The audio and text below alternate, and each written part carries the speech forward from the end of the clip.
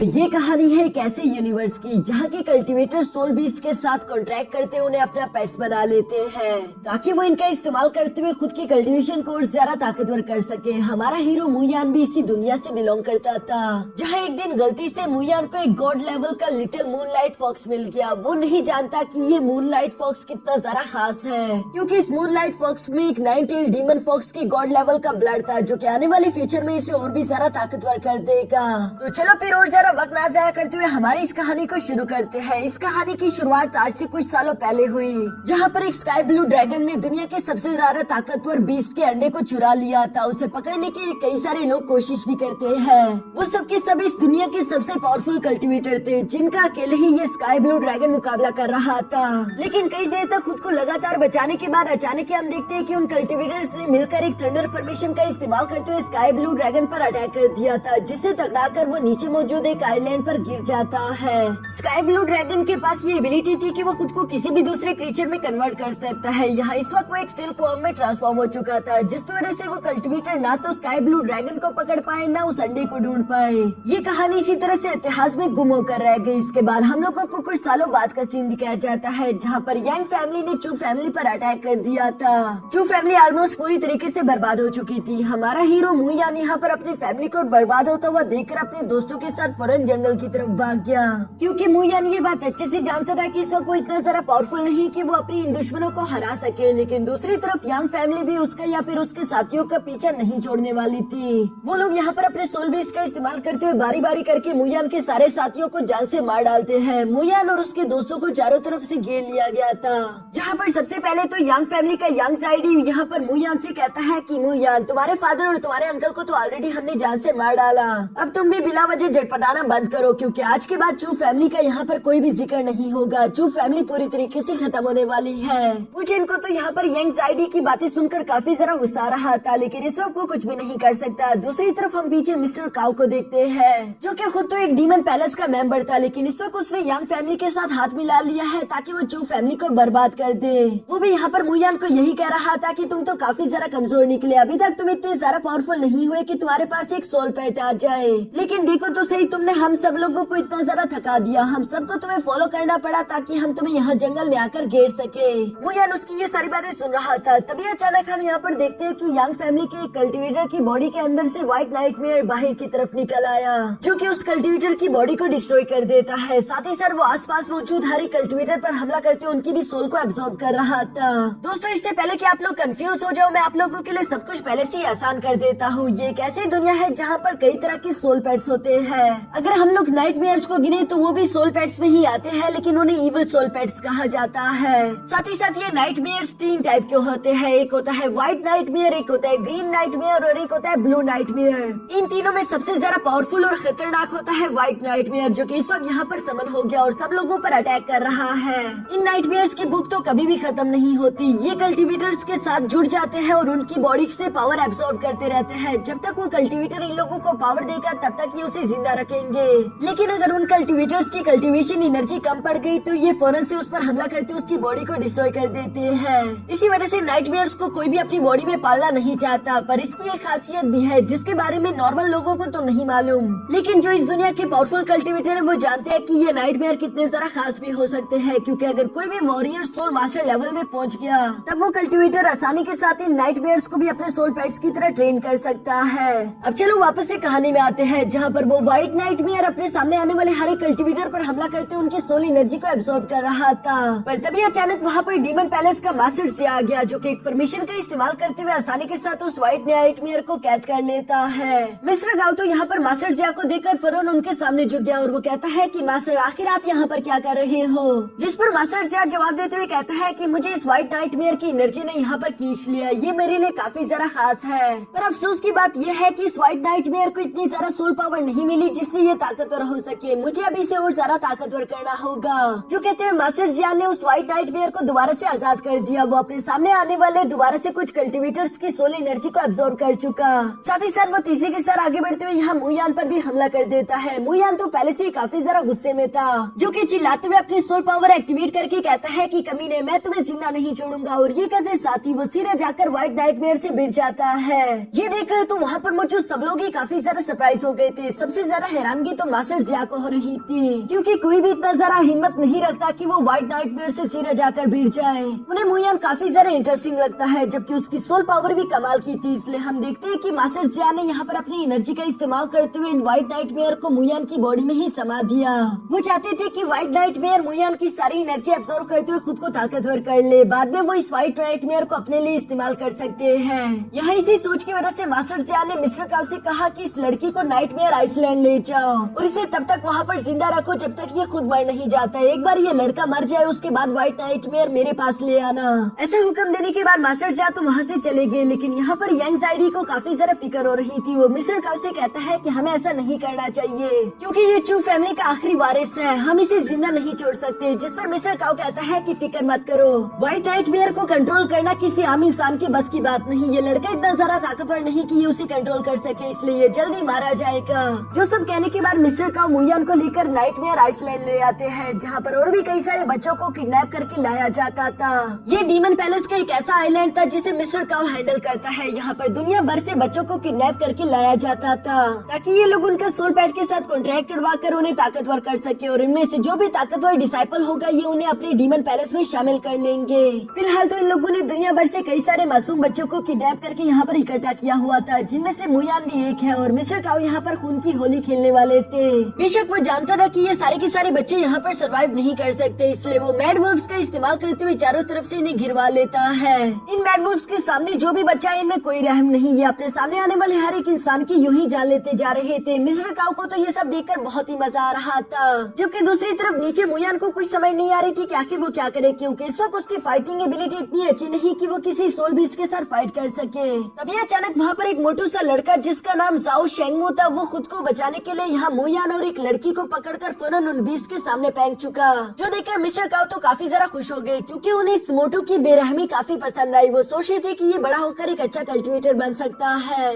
जबकि नीचे की तरफ हम देखते हैं कि मैड वुल्फ ने तेजी के साथ आगे की तरफ बढ़ते हुए यहाँ मुयान पर भी अटैक करना शुरू कर दिया, जिसे मुयान साइड पर हटते हुए डॉज कर लेता है। मुयान ने चूंकि वो अटैक डॉज कर लिया था, इसलिए मैड वुल्फ सामने आने वाली उस लड़की टेंग यू पर हमला करने वाले थे। मुयान जंप करते हुए फौरन उसे भी साइड पर हटाते हुए बचा लेता है। वो लड़की तो मुयान का शुक्रिया अदा कर रही थी, लेकिन मुयान जवाब देते हुए कहता है कि अभी तक ये जंग खत्म नहीं हुई। ये मैड वुल्फ्स काफी ज्यादा खतरनाक है, तुम्हें अपनी नजरें इन लोगों से नहीं हटानी होगी। तभी अचानक हम देखते हैं कि उस मैड वुल्फ ने तेजी के साथ आगे बढ़ते हुए यहाँ कुछ स्लैश का इस्तेमाल करते हुए अपने पंजों से मुयान पर हमला कर दिया, जिन्हें डॉज करने की मुयान अपनी पूरी कोशिश करता है, लेकिन चूंकि वो एक बीस्ट था इसलिए वो तेजी के साथ हमला करते हुए मुयान को हिट कर चुका।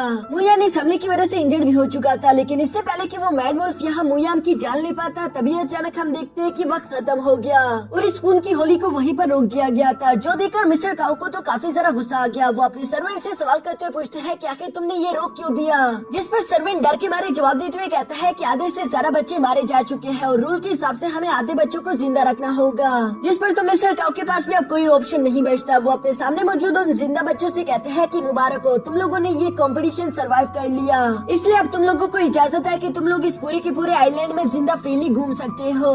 लेकिन ये मत सोचना कि तुम लोगों के पास ज्यादा वक्त है, तुम लोगों के पास है सिर्फ 3 महीने। इन 3 महीनों में तुम लोगों को अपने लिए कुछ सोल पैड्स ढूंढने होंगे, जिन्हें ट्रेन करके तुम्हें ताकतवर करना होगा, क्योंकि 3 महीनों बाद यहाँ पर एक बार फिर से इसी तरह का कंपटीशन होगा।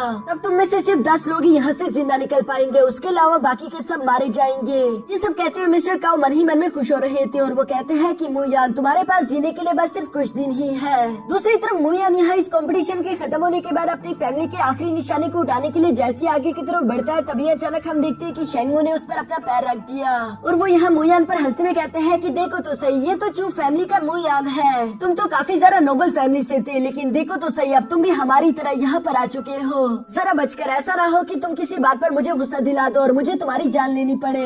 ऐसी बातें कहते हुए मोटू शेंगमू यहाँ मुयान पर हंसते हुए वहाँ से चला गया, जबकि मुयान उसकी परवाह नहीं करता, बल्कि वो अपना पेटेंट उठाकर वापस से अपने रूम में आ चुका, जहाँ वो अपनी आज की फाइट में मिले हुए जख्मों पर मलहम पट्टी लगा ही रहा था, लेकिन ये उसके लिए मुश्किल है। तभी अचानक हम देखते हैं कि वही लड़की टेंग यू भी वहाँ पर आ गई, जो कि मुयान से कहती है कि लाओ मैं तुम्हारी मदद कर देती हूँ। इसके बाद हम देखते हैं कि टेंग यू ने वो मरहम पट्टी मुयान के जख्मों पर लगा दी थी। साथ ही साथ वो मुयान का शुक्रिया भी अदा करती है, क्योंकि मुयान ने आज उसकी जान बचा ली, जिस पर मुयान जवाब देते हुए कहता है कि अभी तक तुम्हारी जान बचे नहीं, इतनी जल्दी खुश मत हो, क्योंकि ये नाइटमेयर आइलैंड है, यहाँ पर मौत का कोई पता नहीं चलता। टेंग यू तो ये सुनकर काफी ज्यादा परेशान हो चुकी थी और वो मुयान को जवाब देते हुए कहती है कि हाँ तुमने बिल्कुल सही कहा।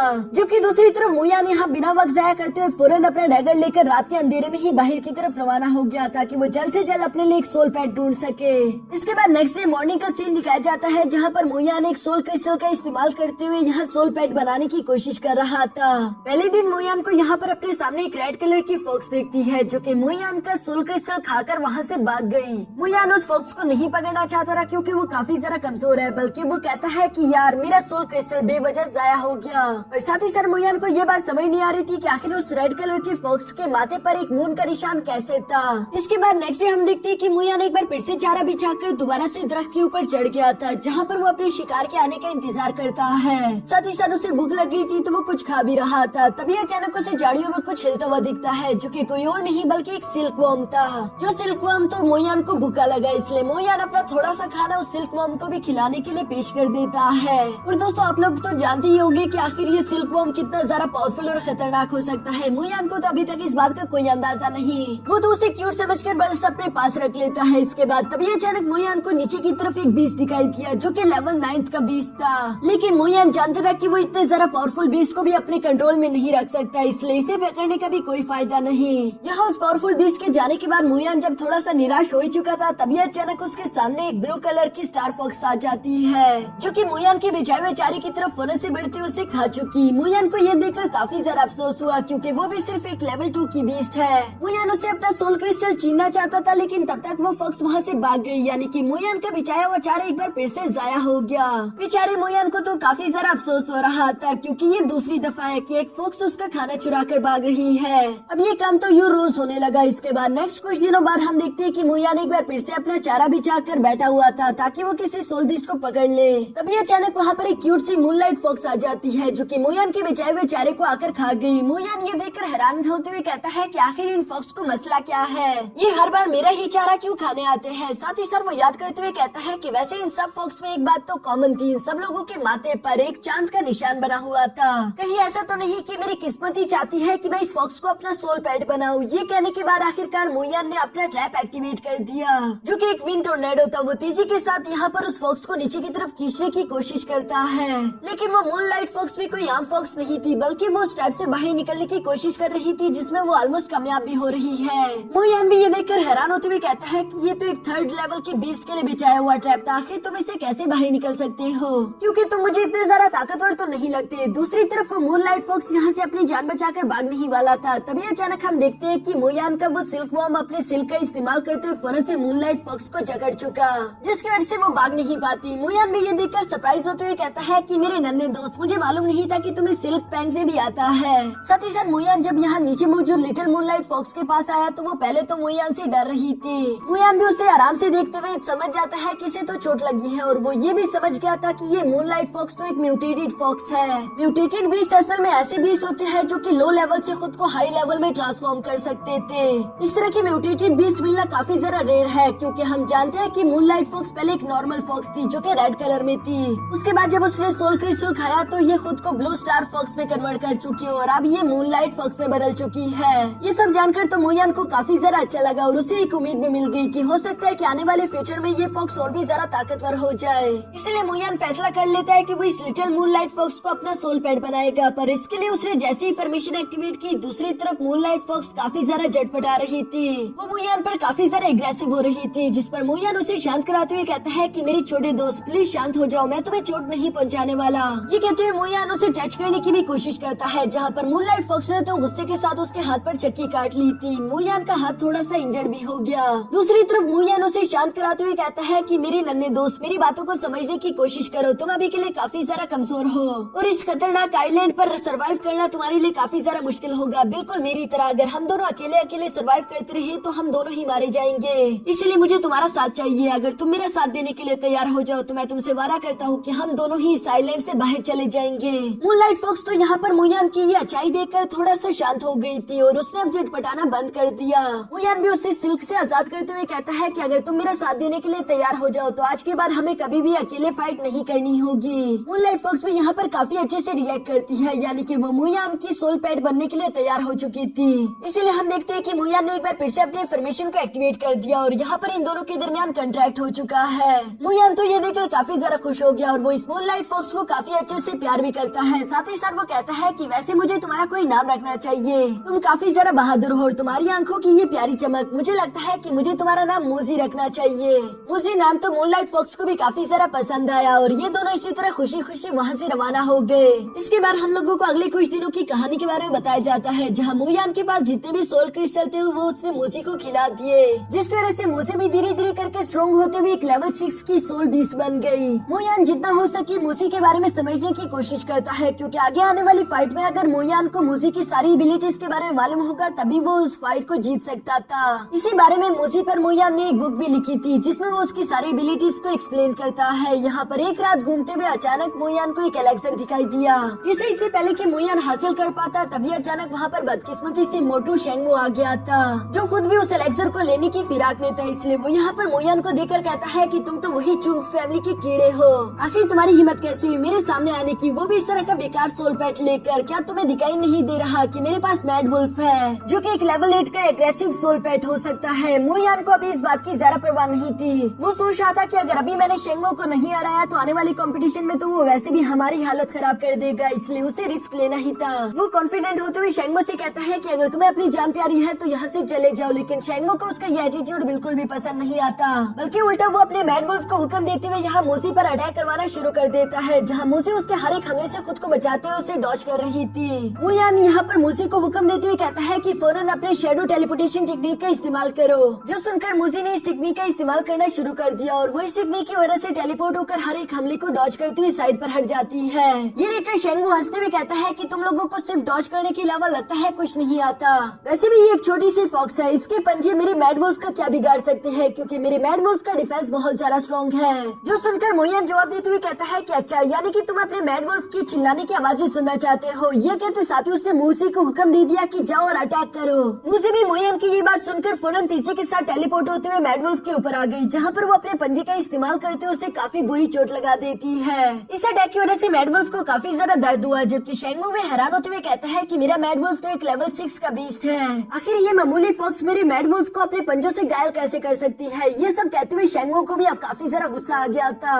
वो अपने मैड वुल्फ को एक बार फिर से मूसी पर अटैक करने के लिए आगे की तरफ भेज देता है, जहाँ पर मूसी ने एक बार फिर से अपने क्लॉ टेक्निक का इस्तेमाल करते उसे हिट करके पीछे हटा दिया। शेंगो को कुछ भी समझ नहीं आ रहा, इसलिए मोयान यहाँ पर हंसते हुए मूसी से कहता है कि चलो इन्हें अपनी रियल आइडेंटिटी दिखाओ, जो सुनकर मूसी अपने रियल फॉर्म में आ गई। मूसी को इस फॉर्म में देखकर तो शेंगो काफी ज्यादा सरप्राइज हो गया। वो कहता है कि ये तो एक लेवल 9 की मूनलाइट फॉक्स है, आखिर इस मोयान को इस तरह की बीस्ट मिली कहाँ से। मुझे अभी के अभी इस मोयान का किस्सा यहीं पर खत्म करना होगा, वरना आने वाले कंपटीशन में ये मुझे सब लोगों के सामने बेइज्जत कर देगा।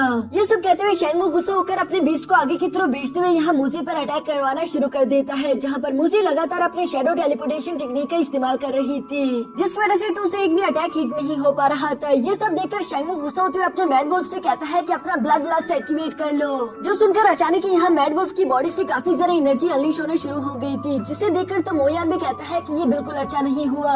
मैड वुल्फ अपने ब्लड लास्ट को एक्टिवेट करने के बाद काफी ज्यादा खतरनाक हो जाते हैं, अब मूसी को जरा और ज्यादा संभल कर रहना होगा। दूसरी तरफ हम देखते हैं कि यहाँ ब्लड लास्ट को एक्टिवेट करने की वजह से मैड वुल्फ की रफ्तार काफी तेज हो चुकी थी। वो तेजी के साथ आगे की तरफ बढ़ते हुए मूसी को हिट करने ही वाला था, लेकिन लास्ट मोमेंट पर मोयान उसे हुक्म देते हुए कहता है कि शेडो टेलीपोर्टेशन टेक्निक को एक्टिवेट करो, जो सुनकर मूसी उसे एक्टिवेट करते हुए दूर हट गई। और दूसरी तरफ शेंगो यहाँ पर अपने मैड वुल्फ से कहता है कि इस फॉक्स को सांस मत लेने दो, जो सुनकर वो मैड वुल्फ ऐसा ही करता रहा। वो लगातार मूसी पर अटैक्स करता जा रहा था, जहाँ मोयान मूसी से कहता है कि दूरी बनाकर रखो जब तक मैं कुछ सोच नहीं लेता, जो सुनकर मूसी भी तेजी के साथ टेलीपोर्ट होते हुए एक दरख्त के ऊपर चढ़ गई। लेकिन दूसरी तरफ शेंगो अब गुस्सा होते हुए मूसी से कहता है कि अगर तुम अभी के अभी नीचे नहीं आई तो मेरा मैड वुल्फ तुम पर नहीं बल्कि तुम्हारे मालिक मोयान पर हमला करेगा, जो सुनकर तो मूसी को मजबूरन नीचे आना पड़ा। अब वो भाग नहीं सकती थी, बल्कि वो सामने से मैड वुल्फ का मुकाबला करने की कोशिश करती है, जहाँ मैड वुल्फ उस पर भारी पड़ने लगा।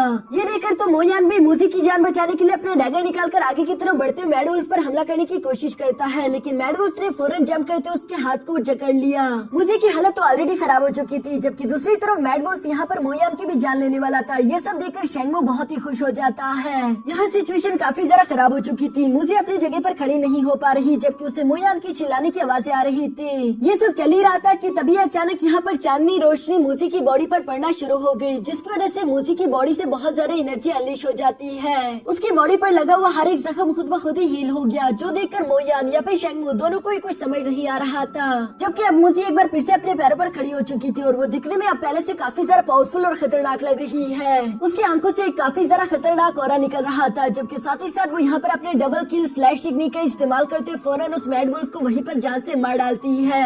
यहाँ चूंकि शेंगमू का सोल पपेट मारा गया, इसलिए उसकी कल्टीवेशन काफी ज्यादा कमजोर हो चुकी थी। और जैसा कि दोस्तों मैंने आप लोगों को बता दिया था कि अगर किसी भी इंसान की बॉडी में एक नाइटमेयर हो और उस आदमी की कल्टीवेशन कमजोर हो जाए तो वो नाइटमेयर उसकी बॉडी को पूरी तरीके से डिस्ट्रॉय कर देता है। यहाँ पर भी बिल्कुल ऐसा ही हुआ, क्योंकि शेंगमू की बॉडी में भी एक ग्रीन कलर का नाइटमेयर था जो कि बाहर आते उसकी बॉडी को जलाकर राख कर चुका। मुयान तो ये सब देखकर अपने मन में कहता है कि मुझे जल्द से जल्द खुद को ताकतवर करना होगा, क्योंकि अगर मैं ताकतवर ना हुआ तो मेरा भी बिल्कुल शेंगमू जैसा हाल होगा, क्योंकि मेरी बॉडी में भी एक व्हाइट नाइटमेयर है। यहाँ ये सब कहने के बाद मोयान अपने सामने मौजूद उस मैड वुल्फ की बॉडी से उसका सोल क्रिस्टल बाहर निकाल लेता है, जिसे लेने के बाद ये दोनों अभी वहाँ से जाने ही वाले थे कि तभी अचानक मोयान के सर में काफी ज्यादा दर्द होने लगा और वो परेशान होते हुए कहता है कि नहीं, ये बिल्कुल अचानक ही हो रहा, आखिर व्हाइट नाइटमेयर इतनी जल्दी एक्टिवेट कैसे हो गया। इस नाइटमेयर एक्टिवेशन की वजह से मोयान को तो काफी ज्यादा तकलीफ हो रही थी। साथ ही साथ मूसी चूंकि अब मोयान से कनेक्टेड है, इसलिए वो भी दर्द में है, जबकि दूसरी तरफ व्हाइट नाइटमेयर यहाँ मोयान की बॉडी से बाहर आकर उसकी सोल पावर को एब्जॉर्ब कर रहा था, जो देखकर मोयान चिल्लाते हुए कहता है कि कमीने नाइटमेयर, क्या तू बेवकूफ है, तुझे समझ क्यों नहीं आ रही? अगर तू मुझे कल्टीवेशन ही नहीं करने देगा तो मैं तुझे सोल पावर्स कैसे खिलाऊंगा? जिस पर उस व्हाइट नाइटमेयर को तो कोई फर्क नहीं पड़ता और वो लगातार यहाँ पर मोयान की सोल पावर एब्जॉर्ब करता रहा। जैसे उसकी भूख मिट गई, वो वापस से मोयान की बॉडी के अंदर चला जाता है। मोयान भी वापस से होश संभालते हुए कहता है कि इस कमीने ने तो मेरी 80% सोल पावर को एब्जॉर्ब कर लिया, मुझे जल्द से जल्द खुद को रिकवर करना होगा। दूसरी तरफ मूसी को भी यहाँ मोयान दर्द में देखकर फौरन उसके पास चला जाता है, क्योंकि पिछली फाइट में उसे थोड़ी बहुत इंजरीज हो चुकी थी। मोयान यहाँ पर मूसी के जख्मों पर मरहम लगाने के बाद उसे वापस से सोल सी के अंदर भेज देता है ताकि वो रेस्ट कर सके, जबकि वो खुद भी अपने घर की तरफ रवाना हो गया। नेक्स्ट डे हम यहाँ पर देखते हैं कि मिस्टर काओ का सर्वेंट फौरन भागता भागता उनके पास आकर उन्हें बताता है कि हमें जंगल में शेंगमू की लाश मिली है, जो जानकर तो मिस्टर काओ को काफी जरा गुस्सा आ गया था, क्योंकि उसे शेंगमू काफी पसंद आया था। उसे लगता था कि शेंगमू में टैलेंट है। वो अपने सर्वेंट को डांटते हुए कहता है कि आखिर शेंगमू को किसने जान से मारा, जिस पर सर्वेंट जवाब देते हुए कहता है कि कल तो सब लोग अपने कैंप्स में थे, मैं नहीं जानता कि आखिर उसके साथ ये सब किसने किया होगा। मिस्टर काऊ यहाँ पर हुक्म देते हुए कहता है कि ठीक है, सब बच्चों को एक जगह पर इकट्ठा करो। जो सुनकर वो सर्वेंट ऐसे ही करने के लिए वहाँ से रवाना हो गया, जबकि मिस्टर काऊ अपने मन में कह रहा था कि बहुत अफसोस की बात है, मुझे शेंगमू में टैलेंट दिखा था, मुझे लगा था कि अगर मैं उसे डीमन पैलेस भेज दूं तो शायद मुझे कुछ इनामात मिलेंगे, लेकिन अब मेरे सारा किया कराया दरा रह गया। दूसरी तरफ सब बच्चों को इकट्ठा करने के बाद मिस्टर काऊ उन लोगों से सवाल करते हुए पूछता है कि बताओ आखिर कल रात शेंगमू को किसने जान से मारा। जो सुनकर तो सब लोग आपस में बातें करते हुए कहते हैं कि शेंगमू के पास तो एक लेवल 8 का मैड वुल्फ था ना, फिर आखिर उसे कौन जान से मार सकता है। जबकि मिस टेंग्यू तो मुयान की रूममेट है, इसलिए वो समझ गई थी कि जरूर ये मुयान नहीं किया होगा, क्योंकि कल रात वो जख्मी हालत में रूम में आया था। दूसरी तरफ मिस्टर काऊ को चूंकि इतना जरा गुस्सा था, इसलिए वो यहाँ पर इन लोगों को माफ नहीं करता, बल्कि वो इनसे कहता है चूंकि तुम लोगों ने यहाँ के रूल्स तोड़े और मेरी इजाजत के बगैर एक दूसरे की जान ली, इसलिए तुम लोगों का कल की कल ही कंपटीशन होगा, जिसमें से सिर्फ 10 लोग ही सर्वाइव कर सकते हैं, बाकी तुम लोग आपस में एक दूसरे के साथ फाइट करते हुए एक दूसरे की जान लोगे। ये सुनकर मोयान थोड़ा सा परेशान हो गया था, क्योंकि मूसी अभी बुरी कंडीशन में है, उसकी पुरानी इंजरीज भी अभी तक हील नहीं हुई। इसके बाद हम लोगों को रात का सीन दिखाया जाता है, जहाँ मोयान शांति के साथ सो रहा था। टेंगिया धीरे धीरे से मोयान के पास आने की कोशिश करती है, तभी अचानक मोयान फौरन से जाग गया। जहाँ इससे पहले कि वो टेंगिया पर हमला कर पाता, टेंगिया कहती है कि रुक जाओ, ये मैं हूँ, मुझे पढ़ाई करने के लिए सोल बीस्ट की बुक चाहिए थी। जो सुनकर मोयान वो बुक लेकर यहाँ टेंगिया को दे देता है। दूसरी तरफ टेंगिया मोयान से कहती है कि तुम काफी जरा डरावने हो, जिस पर मोयान जवाब देते हुए कहता है कि तुम ही बताओ आखिर इस आइलैंड में ऐसी क्या चीज है जो कि डरावनी नहीं। यहाँ पर हम सब लोग एक दूसरे की जान लेने के लिए आए हुए हैं, तुम्हें होशियार और ताकतवर होना ही होगा, तभी तुम यहाँ पर सर्वाइव कर सकती हो। जिस पर टेंगिया यहाँ पर मोयान से कहती है कि मुझे मालूम है कि तुमने ही शेंगमू को जान से मारा है और वो काफी जरा ताकतवर भी था, लेकिन शेंगमू से भी जरा 2 ताकतवर और इंसान है, जिनमें से पहला है फेंगू और दूसरा है जी किंग। अब चूंकि शेंगमू तुम्हारे रास्ते से हट चुका है, तो तुम्हारे अगले दोनों टारगेट यही होने चाहिए, वरना ये तुम्हें हराकर आगे निकलने की कोशिश करेंगे। जिस पर मोयान जवाब देते हुए कहता है कि रात काफी हो गई और कल के दिन हमें फाइट भी करनी है, इसलिए शांति के साथ सो जाओ। इसके बाद हम लोगों को नेक्स्ट डे यहाँ कंपटीशन वाला दिन दिखाया जाता है, जहाँ पर होस्ट इन लोगों को कंपटीशन के रूल समझा रहा था। वो बताता है कि तुम टोटल 40 लोग हो, हमने 40 को 2 ग्रुप्स में डिवाइड कर दिया, 20-20 लोग हर एक ग्रुप में, जिसका मतलब ये है कि तुम में से हर एक 2 डिसाइपल को आपस में फाइट करनी होगी और तुम 20 में से सिर्फ 10 ही जीत कर आगे आएंगे। ऐसा करने की वजह से दोनों ही ग्रुप से 10-10 मेंबर जीत कर आगे आएंगे और उन 10-10 जीते हुए मेंबर्स की आपस में फाइट कराई जाएगी। जिन 20 में से जो भी 10 क्वालिफाई करेंगे वही होंगे सर्वाइवर्स और बाकी सब यहाँ पर जान से मारे जाएंगे। जाएंगे। ये सुनकर मोयान परेशान होते हुए अपने मन में कहता है कि मुझे की कंडीशन पहले ही ठीक नहीं और मुझे यहाँ पर 2 फाइट्स लड़नी होगी, दोनों को जीतना भी होगा। मैं कोशिश करूंगा कि मुझे को ज्यादा फाइट ना करने दूं। दूसरी तरफ मिस्टर काओ भी यहाँ पर मौजूद इन बच्चों को और ज्यादा डराते हुए कहता है कि ये तुम लोगों के पास सरवाइव करने का आखिरी मौका होगा, इसलिए अपने दुश्मन पर रहम मत करना। अगर हो सके तो उसके टुकड़े टुकड़े कर देना, तभी तुम लोग जिंदा रह पाओगे। जो सारी बातें सुनकर बहुत सारे बच्चे तो सहम गए थे, जबकि एक बच्चा बेकाबू होते हुए कहता है कि मुझे ये नहीं होगा, मैं यहाँ से जाना चाहता हूँ। ये कहते हुए वो बच्चा डर के मारे यहाँ से भागना चाहता था, लेकिन तभी अचानक मिस्टर काओ ने अपने फेयर वुल्फ को बाहर निकाल लिया, जो कि तेजी के साथ जाते हुए उस बच्चे की जान ले लेता है। ये फेयर वुल्फ दिखने में काफी ज्यादा खतरनाक लग रहा था, जिसे देखकर तो बाकी बच्चे काफी ज्यादा घबरा चुके थे। उन्हें एक बात तो समझ आ चुकी थी कि यहाँ पर फाइट करके जीतने के अलावा हम लोगों के पास दूसरा कोई रास्ता नहीं। यहाँ पर मौजूद आधे बच्चे तो डरे हुए थे और आधों को गुस्सा रहा था, लेकिन एक था जिसका नाम है जी किंग, वो बिल्कुल पागलों की तरह एक्ट कर रहा है। वो अपने डैगर के साथ खेलते हुए कहता है कि ये बिल्कुल अच्छा नहीं हुआ। दूसरी तरफ मिस्टर काओ बाकी के सब बच्चों से कहता है कि अगर तुम में से किसी ने भी भागने की कोशिश की तो तुम्हारा हाल भी बिल्कुल ऐसा ही होगा। जबकि साथ ही साथ वो जी किंग से कहते हैं कि तुम्हें जिस डिसाइपल के साथ फाइट करनी थी वो तो मारा गया, इसका मतलब तुम पहली फाइट को बिना लड़े ही जीत गए। लेकिन जी किंग को ये बात बिल्कुल भी अच्छी नहीं लगती। वो उदास होते हुए कहता है कि ये अच्छा नहीं हुआ, उस लड़के को मेरे हाथ से मरना चाहिए था, बजाय कि उस डेविल के हाथ से वो मर गया। अगर मैं उसका गला काटता तो यकीनन वो ज्यादा खुश होता। मोयान ये बात समझ गया था कि जी किंग एक पूरी तरीके से साइकोपाथ है। दूसरी तरफ हम देखते हैं कि मिस्टर काओ ने यहाँ पर बाकी के कंपटीशन को शुरू करवा दिया, जहाँ पर 1 वर्सेस 1 की फाइट होने लगी। इस कंपटीशन के दौरान हमें और भी कई तरह के सोल बीस्ट को देखने को मिला, जबकि आखिरकार हम देखते हैं कि यहाँ पर मोयान की फाइट का वक्त भी आ चुका था, जिसकी फाइट एक लड़की के साथ होने वाली है। इस फाइट के दौरान वो लड़की मोयान से कह रही थी कि मैंने तुम्हारे बारे में काफी कुछ सुन रखा है, लेकिन आज देखना होगा कि तुम सच में उतने ताकतवर हो भी या नहीं। ये सब कहते हुए वो लड़की यहाँ पर मोयान के साथ चालाकी करते हुए अपने पास से एक पॉइजनस हर्ब निकाल चुकी थी। इससे पहले कि वो उससे मोयान पर थ्रो कर पाती, मोयान ने फौरन अपने डैगर को निकालते हुए तेजी के साथ उस लड़की के हाथ पर थ्रो कर दिया, जिसकी वजह से उस पॉइजनस हर्ब का जितना भी पॉइजन था वो उस लड़की के हाथ में चला जाता है और इस लड़की की यहीं पर मौत हो गई। मिस्टर काओ भी काफी ज्यादा एक्साइटमेंट के साथ ये मैच देख रहा था, क्योंकि मोयान को तो जरा सी भी मेहनत नहीं करनी पड़ी अपने फर्स्ट राउंड को जीतने के लिए। बाकी के सब लोग भी आपस में बातें करते हुए कहते हैं कि मोयान तो वाकई में काफी ज्यादा शातिर निकला, वो पहले से ही नजर रखे हुए था कि वो लड़की क्या कर रही है। अगर इस लड़की ने अपने पॉइजनस हर्ब का इस्तेमाल कर लिया होता तो उसके बाद मोयान का हारना तय था, लेकिन मोयान ने अपनी समझदारी का मुजाहिरा करते हुए पहले उस लड़की को उसी के जाल में फंसा दिया। दूसरी तरफ मिस्टर काओ तो मोयान को मरवाना चाहता है, इसलिए वो अपने सर्वेंट को बुलाकर उसके कान में बोलता है कि मोयान की अगली फाइट जी किंग के साथ करवा दो, क्योंकि जी किंग काफी ज्यादा खतरनाक है और जी किंग मोयान को जान से मार डालेगा। असल में मिस्टर काओ ने यांग फैमिली से कुछ पैसे लिए थे कि वो मोयान की जान लेगा, जिसके लिए वो ये सब करने का सोचता है। दूसरी तरफ सर्वेंट ने भी मिस्टर काओ की बात मानते हुए बिल्कुल ऐसा ही किया, उसने अगली फाइट मोयान की यहाँ पर जी किंग के साथ फिक्स करा दी। इसके बाद हम देखते हैं कि दूसरी तरफ कंपटीशन आगे की तरफ बढ़ता रहा और यहाँ पर बारी बारी करके कई सारे डिसाइपल्स जान से मारे गए। देखते ही देखते कई सारे कॉम्पिटिशन्स के बाद आखिरकार यहाँ पर टोटल 11 ही बच्चे जिंदा बचे थे, लेकिन जैसा कि अब हमें मालूम है कि एक और इंसान को भी मरना होगा। सिर्फ 10 लोग ही यहाँ से सरवाइव करके जिंदा निकल सकते हैं और ये आखिरी फाइट किसी और की नहीं बल्कि मोयान और जी किंग के होने वाली थी। जिन दोनों में से जो भी मरेगा उसके बाद बाकी के 10 के 10 वॉरियर यहाँ से सरवाइव करके निकल सकते हैं। जी किंग को तो खुद पर कोई जरा ही भरोसा था। वो यहाँ मोयान पर हंसते हुए कहता है कि तुम तो वही नाइटमेयर वाले लड़के हो ना, जिसके पास एक लेवल 6 की मूनलाइट फॉक्स भी है। लगता है कि तुम्हारे जीने का वक्त पूरा हो चुका है। मोयान भी अपने मन में सीरियस होते हुए सोच रहा था कि मुझे इस फाइट को हर हाल में जीतना ही होगा। दूसरी तरफ हम देखते हैं कि मिस्टर काओ ने भी लाइफ एंड डेथ के इस फाइनल राउंड को शुरू करवा दिया, जो सुनते साथ ही मोयान और जी किंग दोनों ही अपने सोल पैड्स को बाहर निकाल चुके। जबकि साथ ही साथ हम देखते हैं कि जी किंग ने यहाँ पर चालाकी करते हुए अपने डैगर का इस्तेमाल करते हुए मोयान पर हमला भी कर दिया था, लेकिन मोयान उसे हिट करते हुए साइड पर हटा चुका।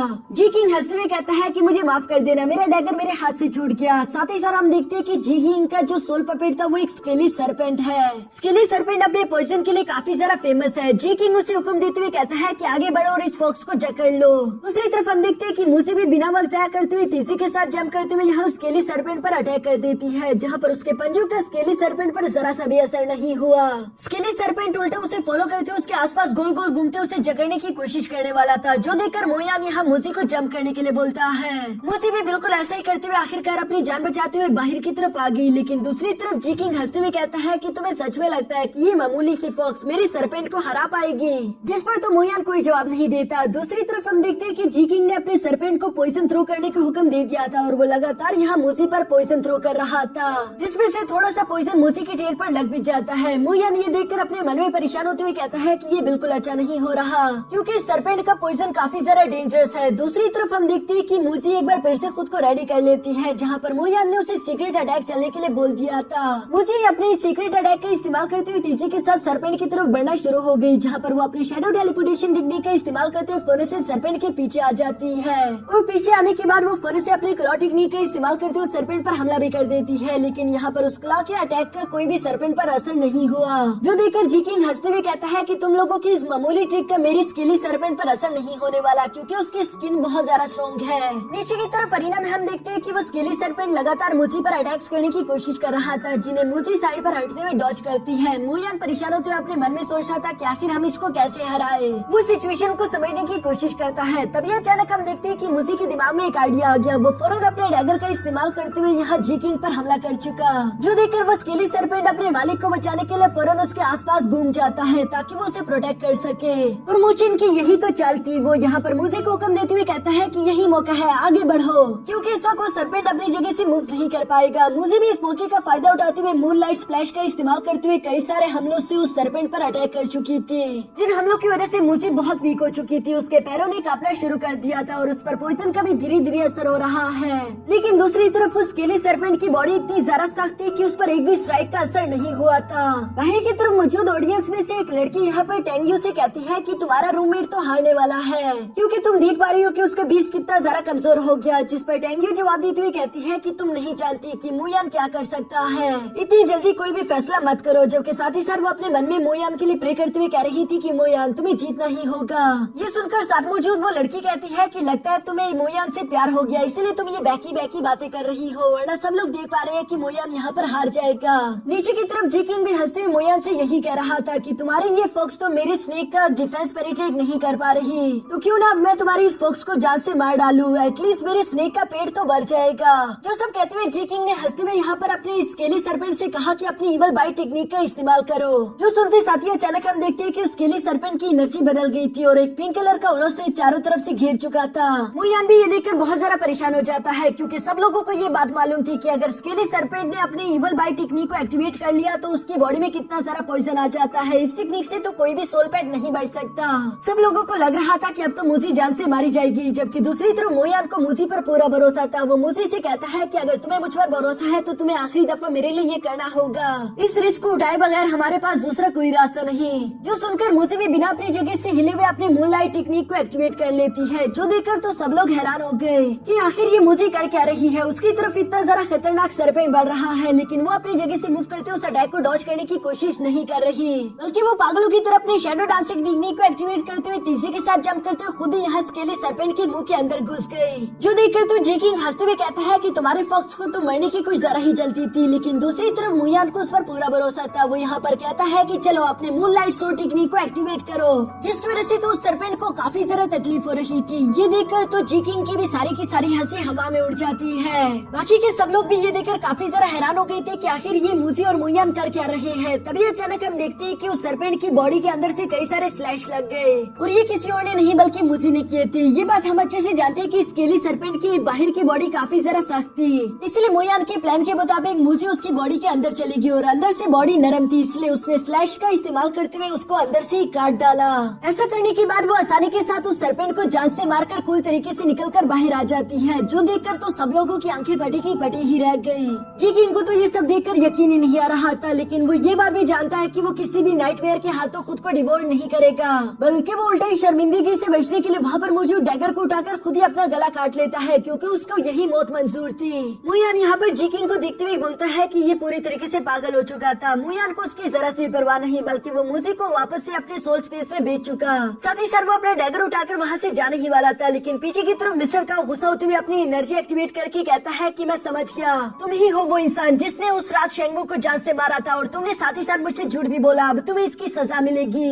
ये सब बोलते हुए मिस्टर का अपने फेयरवुल्फ को लेकर फौरन से अरीना में जंप कर देता है, जहाँ पर वो धीरे धीरे मोयान के पास आकर उसे तकलीफ पहुँचा रहा था। मूजी जो कि मोयान के इस वक्त सोल स्पेस में थे, उससे काफी ज्यादा गुस्सा आ जाता है। वो बाहर की तरफ आते हुए मिस्टर काउस पर हमला करना चाहती थी, लेकिन मोयान उसे समझाते हुए कहता है कि नहीं, तुम इस वक्त बहुत ज्यादा इंजर्ड हो, तुम बाहर नहीं आ सकती, वरना ये तुम्हें जान से मार डालेगा। मोयान जितना हो सके मूजी को बाहर आने से रोकने की कोशिश कर रहा था, जबकि दूसरी तरफ मूजी को मोयान की परवाह थी, इसलिए उसकी बेशक जान ही क्यों न चली जाए, लेकिन वो बाहर आकर मोयान को प्रोटेक्ट अटैक करना चाहती है।